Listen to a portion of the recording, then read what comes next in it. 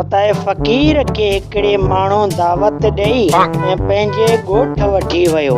हिनखे ख़्यालु आयो त फ़क़ीर सादी सूदी मानी त ईअं पियो खाए, तंहिं करे अॼु फ़क़ीर खे आउं ख़ोरमा रधाए खणी खारायांसि। अहिड़ो खाधो खाई फ़क़ीर ख़ुशि थींदो ऐं दिलि सां दुआऊं ॾींदो।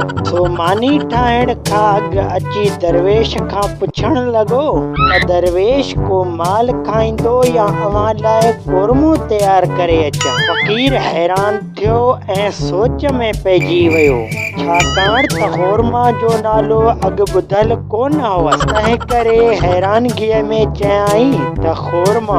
ऐं पोइ उन हमराह अची पंहिंजे घर ज़ाल खे चयो त अॼु फ़क़ीर असां वटि महिमान आहे, तंहिं करे उन लाइ उम्दो ख़ोरमा तयारु कर। ज़ाल उन वक़्तु मुड़ुस खे हाज़ुर चयो। बाद में दिलि में सोचियाईं त केरु थो अहिड़ियूं तकलीफ़ूं करे, हूअं बि हिन दरवेश खे ख़ोरमनि जी कहिड़ी ख़बर। ज़ाल दाल रधे फ़क़ीर ॾे मुड़ुस हथां वटो भरे मोकिलियो।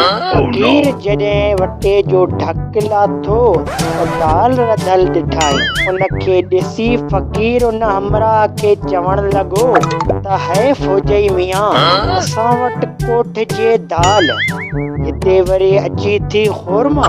उन वक़्तु वटीअ में दाल ॾिसी मेज़बान बि ॾाढो शर्मिंदो थियो।